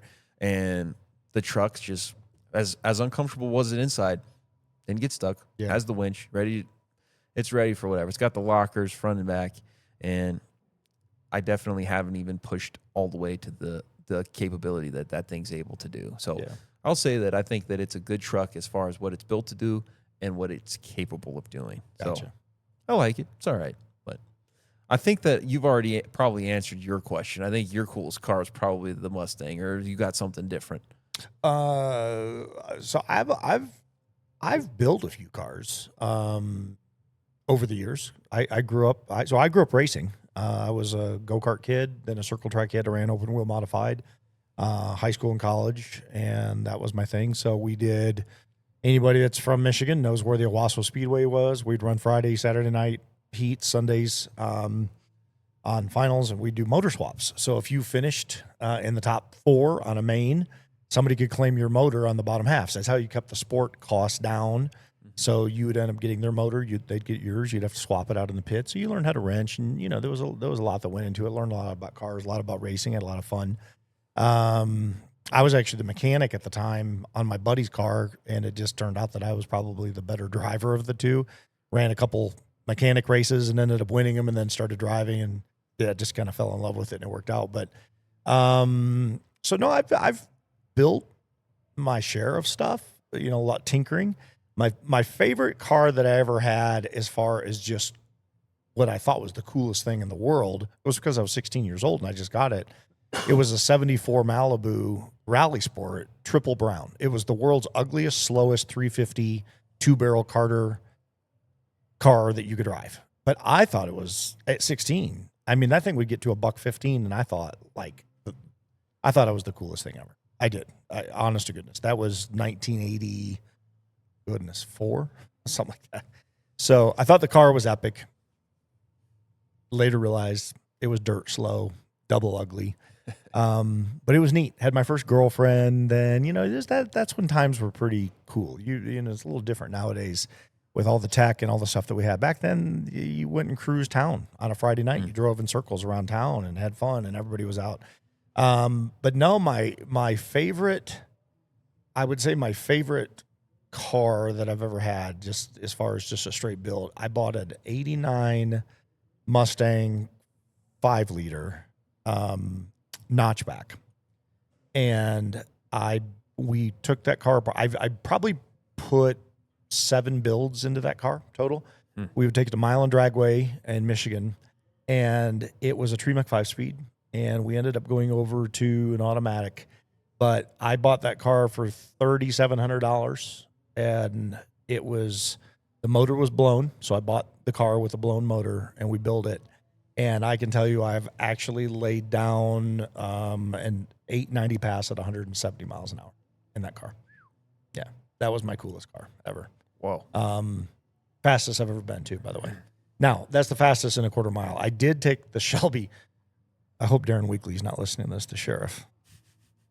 I did, or the Colonel of State Patrol. I did a few years ago when I had the Shelby. They put these cable guardrails between Castle Rock all the way down to Toma Road here on I-25. You used to be able to go through the median. Remember when you could turn around when you lived out here? Well, they got rid of that because I guess people were going through and hitting the other side of the freeway. So they put those cable guardrails down. So I got on the freeway at like 1 a.m. after we installed a 4-liter Whipple on the car, did everything that we needed to do, forged the line.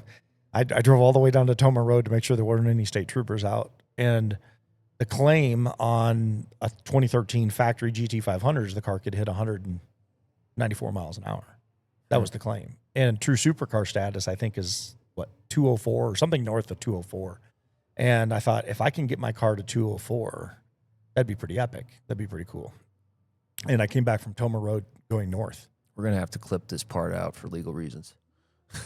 I drove 55 miles an hour plus 140 something miles. You did what now? I hit 201, 202, allegedly. Allegedly. That's what the speedometer said.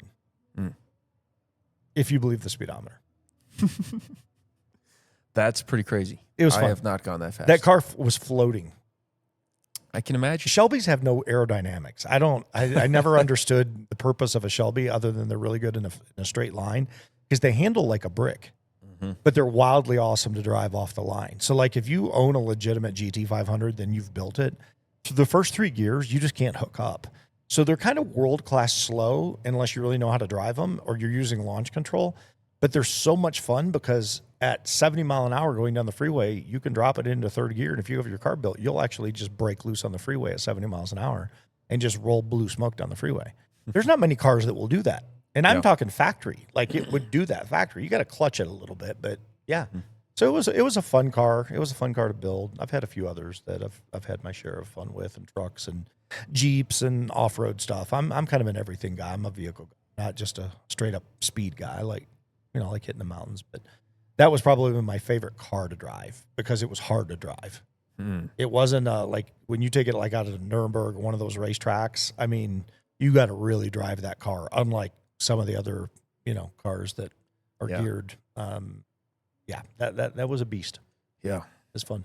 I've only really had 2 fast cars. When I say fast, and I'll have to reference the saying, it's more fun to drive a slow car fast than to drive a fast car slow. It's true. I had a Fiesta ST. So that was a Ford Fiesta ST. That's their sport technology version. That's basically the little brother to the Focus ST. And then the Focus ST is the little brother to the Focus RS. Yep. And so the ST, I had that actually before I had the Infinity. And that was fun. That was a stick shift. That was a 6-speed. It's a quick little car. And it's turbo. It's 200 horsepower, and it weighs next to nothing. So, it was a fun little fast car. That was my first car to get that. Was kind of like, a fast one. Other than that, like before, you're talking about, I've always been truck through and through. I have to have a truck. I have to own a truck at all times. So you're talking about truck. And then I just decided to get a Fiesta ST just for my job, for just driving to It's like a Honda Civic SI, right? Kind of the same principle. Pretty similar. Yeah. So that was fun. But other than that, I've mostly just been off-road, trucks, all that stuff. But not that I don't like a fast car. I can like a fast car. But then I also got into the motorcycles and all that. Had to sell those. If it's got a motor, I've raced it or had fun with it on some level. Or had friends that had them and were able to go out and play with their stuff. But yeah, growing up as a kid, man, I mean, I'm 56. You got to put it in the context. When I was a late teen, early 20, the 5-liter Mustang, you could go down to the dealership and for $9,000, you could buy what was rated at 225 horsepower, which sounds like nothing. I'm telling you, that car would lay down a flat 13-second quarter mile with any moderate tune to it. And at the same time, Buick had come out with the GNX, which was a 231 V6 turbo that would easily lay down a 13-second quarter mile on a tune. And you could buy these cars for $9,000, $10,000, $11,000 on the high side if you had it loaded. And where we lived in Brighton, Michigan, I bet every 5th car was a 5-liter Mustang or some version of something like that, an IROC Z, Chevy Camaro, or a Buick Grand National. And all we would do is street race every Friday night and Saturday night up and down Grand River Avenue. Anybody listening to this that lives there knows exactly what I'm talking about. I mean, and I'm talking from the time the sun went down until midnight, and then everybody went home, and the cops just let it happen. That's cool. That would never happen nowadays. But back then, it was almost like just straight up legalized street racing. And you know what's funny about it? It's kind of like guns nowadays. Everybody's scared to death of them. I mean, when I went to school, there were guys that would drive to school with like gun racks in the back of their pickup trucks. Yeah. Back then, we would street race, never had a crash. Nobody ever got hurt, never had a problem. And the second they started tuning down on these things, that's where all the problems start. Because then you start doing it, outside of the law, or however you want to view it. But it's just fond memories, because it was so cool to go out on the Grand River, and you knew who you were pulling up next to. You raced him last weekend, and it was what did he do from last weekend to this weekend that's going to make his car different. And it was fun. It was a fun time. I don't think it would have been as cool as growing up in the 60s and early 70s with the big horsepower 426 Hemis and all the cool stuff back then. I think that's the ultimate era. But we probably had the second coolest era. And now it's kind of revitalized because of technology. Now you can go out and you can get all sorts of crazy stuff, and you can do them to your cars. And I'm not a big fan on the poppity pop exhaust and all the stuff with the, these guys are doing nowadays. But you got some crazy horsepower, wicked technology in these cars nowadays that would just dust anything that we drove back in the day. But back in the day, I felt it was more of like a driver's car. The car wasn't driving you; you were driving the car. Like either you drove the car or you got embarrassed out on the street. Makes sense. Different time. That's probably why you guys were a little safer too, because you guys thought you were going so fast, but you were, relative to today at least, you probably weren't going that fast. That's definitely got to be a big reason why we have more accidents, more crashes, is because we got a lot more horsepower. It's and it's a lot. It's putting the power to the road, right? It's like I had my Shelby, and I'd have a guy pull up next to me in a Tesla with a dual motor, and he'd have 7 car links on me at a stoplight. I'd pass him at 130 by the time I hooked up. But, I always say, how much fun is it to drive a Tesla versus drive a Shelby? Yeah, I don't know. Perspective, I guess. But good place to end it off, because we've got a bunch of people going to be having a lot of fun, as you should, and on 4th of July. Yeah. And we haven't even talked about America. we haven't. Happy 4th of July. Like, seriously. Happy 4th of July. This is a time to celebrate. Like, let's hope it's safe and everybody is great. Throw a couple fireworks in the air, have a good time, but be careful. It's crazy times out there right now. So, yes, sir. All right. Well, I'll close this out. Thank you. All right. Well, Lord, thank you for another opportunity to sit down and have a conversation. And I pray, Lord, for everyone listening, I pray for a good holiday, a good 4th of July. I pray that you'd be with our friends, our families, and I pray that you'd keep us safe. And I pray that you'd help us to have a good time, make good memories, Lord. And I pray, Lord, that at the end of all of this, that you would let glory somehow, some way be brought to you in our lives, the way that we live our lives. I pray, Lord, that you would help us to stay the course according to your purpose and your will, Lord. We ask you, Jesus, for all of this in your name. We thank you in Jesus' name. Amen. Amen. All right.